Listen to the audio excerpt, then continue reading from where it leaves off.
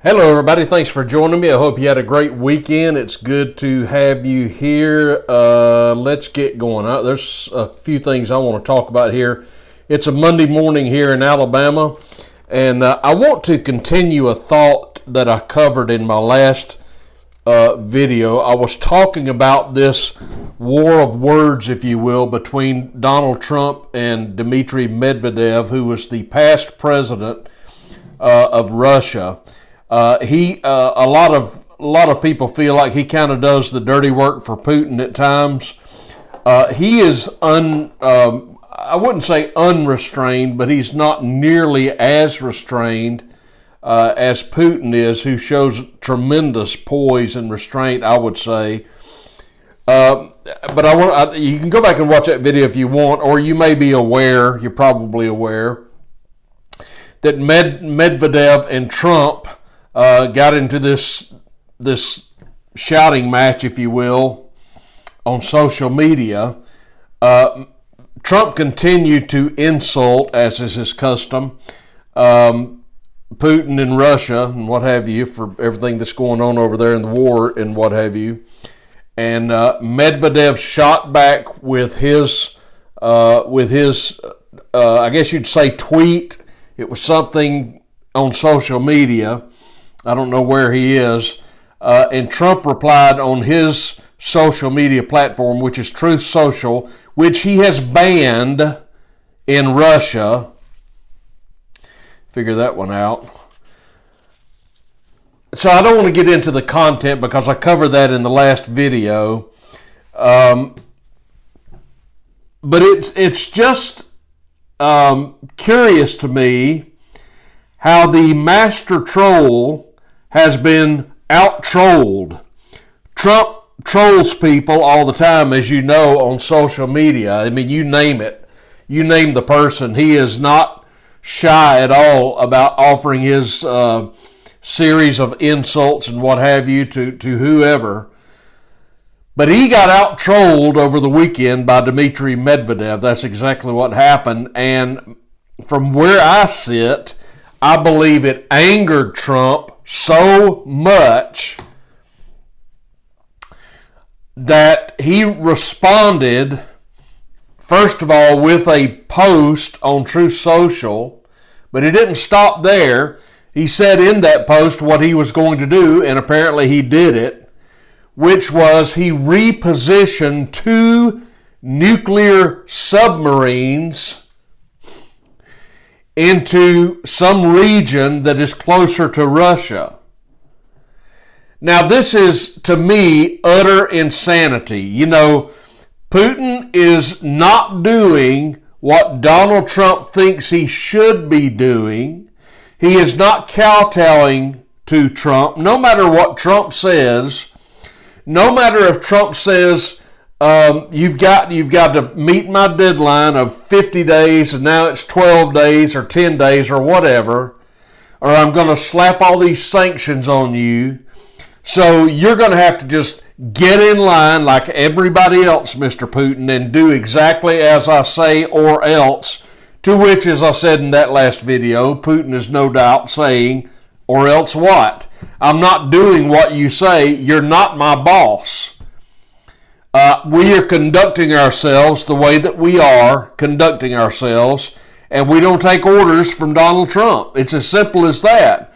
So this is just me talking, giving you my opinion. I believe absolutely this is what is going on. Donald Trump is upset that he's not getting his way, that Putin is not playing ball with him. Trump undoubtedly recalls the time that he said he would have the Russia-Ukraine war solved within 24 hours. I mentioned that in the last video as well. All of you remember that? Well, that didn't happen. And now here we are 7 months into the Trump presidency, and you don't hear Trump saying anymore that he was going to get this thing solved quickly. You know, I have a great relationship with Putin. I'll get this war solved in no time. Well, not exactly, but he was counting on Putin doing his bidding. He was counting on Putin ending the war on Trump's terms. But Trump is finding out bit by bit, day by day, that he ain't in charge of this situation, folks, and he continues to get really bad counsel from somebody or somebodies in the West Wing, and they are telling him all the wrong things. Look, all that Trump had to do on day one or before he took office was simply call Putin, and he could basically say, I don't want this thing on my hands, and I ain't touching it. Because, folks, as I have said, there is no win for Trump here. This is why it is just insanity. This is why you can't make sense of this. It is so irrational. It is so illogical. Donald Trump is a man who loves to win. It strokes his ego, and he has won a lot. But he ain't going to win this one at all. And he is wasting his time. He is soiling his reputation. Why he picked this battle is, I'm just dumbfounded by it. There is nothing for Trump to gain here. He could have said on day one, this is Biden's war, but I ain't doing anything about it. You guys fight it out and may the best man win. That's what a rational American president would say. As well as, you're not getting another dime, neither of you are getting anything from us. That's what I would have said day one. You guys go at it, but you're not getting anything from us or anything from NATO. And it's as simple as that. That's how Trump wins. Trump wins by not making this his war. Trump wins by not getting involved. How he can't see this is beyond my comprehension. Trump wins by not appropriating a war that is not his. I mean, if this were Russia attacking Idaho, okay, that's our war. But this is not. This is Russia and Ukraine. And I've been thinking about this. I watch a lot of podcasts. Of course, you should only watch mine. Only kidding.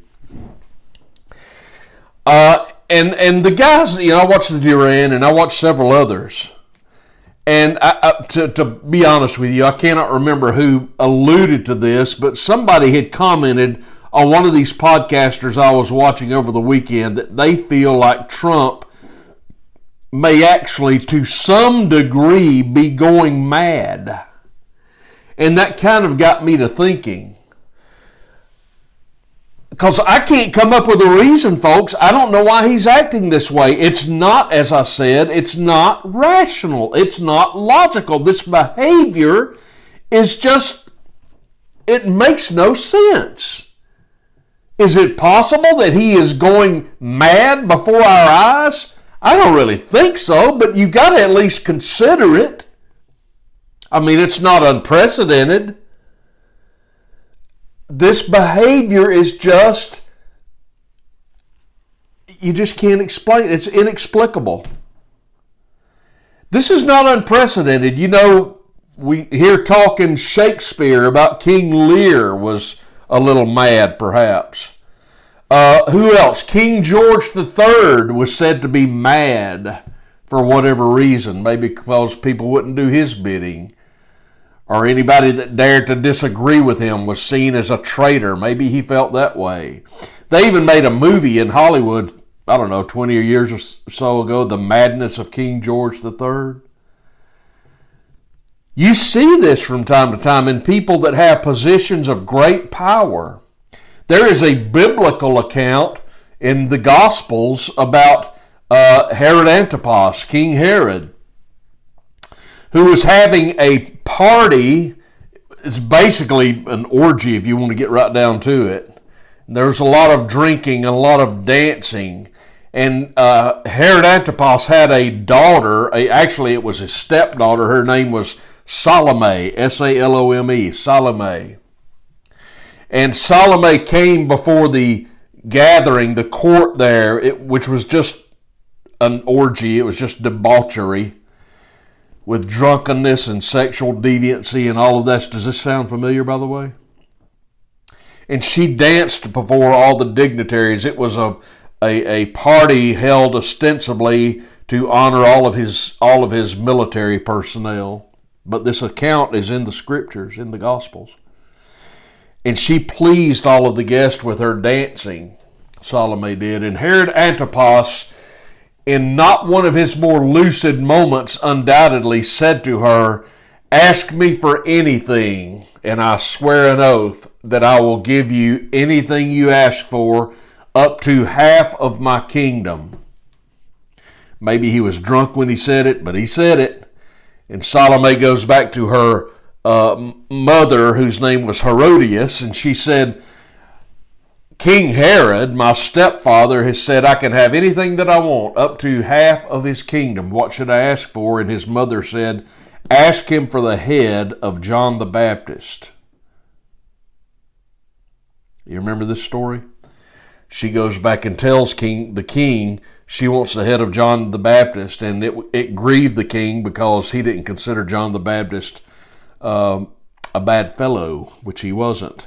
But Herodias was not fond of John the Baptist, but he had sworn an oath publicly that he would do what he said he would do, and so you know how that ended out. Not well for John the Baptist, but ultimately it really ended badly for King Herod. But I'm getting sidetracked. The point of the matter is, those are, 3 examples of kings or leaders who went mad.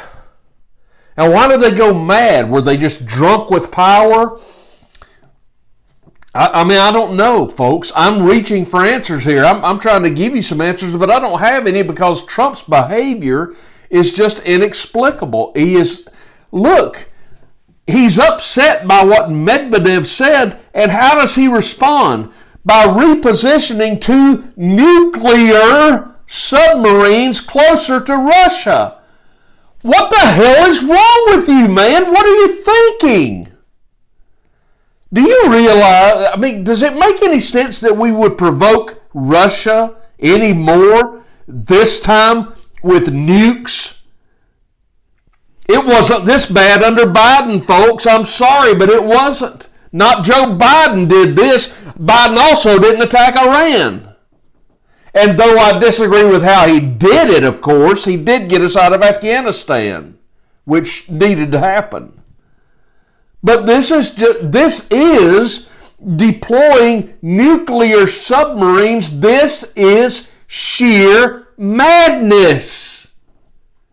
How is Russia to respond to this? Trump deploying nuclear submarines. Do you know who is he saying, if you don't do what I tell you to do, I've got these nukes ready to go?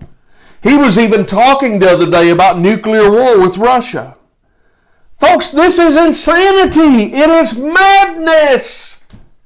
Who wins in a nuclear war between the United States and Russia? Nobody. We all die. And we all know that. Which is why this is madness.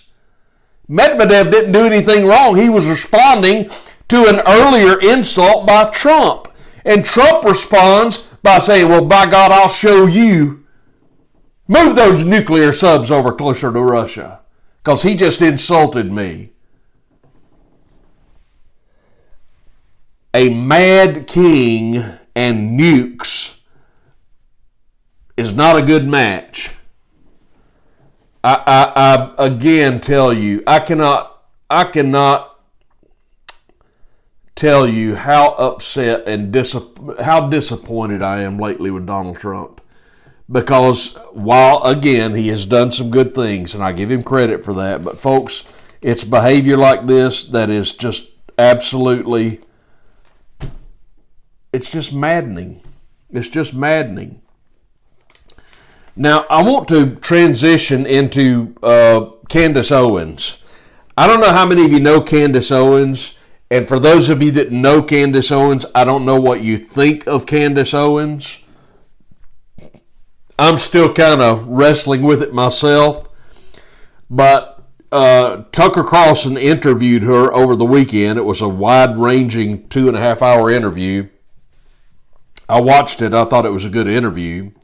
But, of course, the headline, if you will, of the interview was Candace Owens' dogged pursuit of the Bridget Macron situation.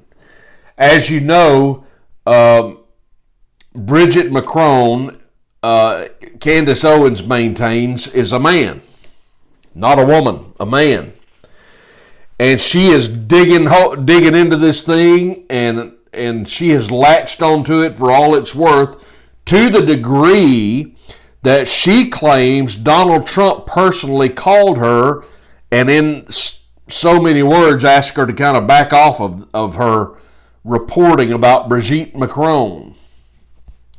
And now the latest development is that the Macrons are bringing a lawsuit against Candace Owens, which was initially going to be heard in the state of Delaware, and now Candace, I believe, is saying it's going to be in Tennessee or something. And then I heard the Macrons dropped the suit, and then I heard they said, no, we haven't dropped the suit. But Candace Owens, to her credit, is saying, bring it on. I've got the receipts. Now, you might be saying, well, what's the big deal? Why is she all... I mean, there's other things to talk about, and it's true, maybe there is. Why exactly she's chosen to make this so important is for her to answer. I don't know if Brigitte Macron is a man or a woman, but it just kind of makes you wonder. First of all, Candace Owens, she's free to report on whatever she likes. That's fine with me. If you don't like watching her, don't watch her. Now, I will tell you, Candace Owens is extremely bright, extremely articulate. She is entertaining, and she is knowledgeable, to say the least. Whether she's right or wrong is up for you to decide. But this thing kind of got me thinking, because this kind of ties in with the Epstein case. By the way, do you know where cases go to die? Cases that need to be pursued and tried in a court of law, do you know where they go to die? Pam Bondi's desk. That's where they go to die. Just in case you didn't know that. Still waiting, Pam. Still waiting. We got a list of stuff a mile high, and it's sitting on your desk, and we're still waiting. But Pam Bondi, according to the great Robert Barnes, Pam Bondi is bought and paid for, and I can believe it. What a terrible choice Donald Trump made. But I want to talk about this for just a minute, so indulge me here. When you hear the tales that we've heard about Jeffrey Epstein and Epstein Island, and you hear about all this deviant behavior that we're aware of by the rich and powerful and elites of the world, and you know the names that have been bandied about. Folks, something happens to some people when they acquire a great deal of money and a great deal of power. Candace Owens points out in this interview how that the leaders in many of these nations, such as Macron, are basically just plug and play, that they're nothing but figureheads. Macron, Zelensky, many other presidents or leaders of other countries, they're not really in charge. Possibly even the American president. That was certainly true when Biden was in the White House, was it not? Which begs the question, who's really in charge? And that's part of what she's asking. Is it possible that there's just a global elite, a global cabal that is really calling the shots here? And that there's something distinct about these people that leads them to engage in all sorts of unspeakable, unthinkable, deviant types of behavior, oftentimes sexual in nature. I just gave you an example with King Herod, but that is commonplace today, as we have seen. We know there was an Epstein Island. We know that he preyed upon, he and Ghislaine Maxwell, there's another story, and others preyed upon young girls for the purpose of being used by rich and powerful people in the world, some of them politicians, such as Bill Clinton. He likes them young. What is it that happens to people when they get so much power and so much wealth, they just can't get their thrills any other way except to get involved with deviant sorts of and types of behavior? I can't quite understand this. I don't get it at all. I like a thrill every now and then myself. I remember when I was 16 years old, all the way up for years, all I wanted was a car. Man, I wanted a set of wheels. That was my thrill. The wheels were my thrill. And my precious father, on my 16th birthday, gave me a 1966 Mercury that he had purchased for $100. And I had my set of wheels. I'm telling you, it may as well have been a Mercedes-Benz or a brand new Cadillac. I didn't care. I had wheels, buddy. I would say that's fairly normal, that sort of thrill.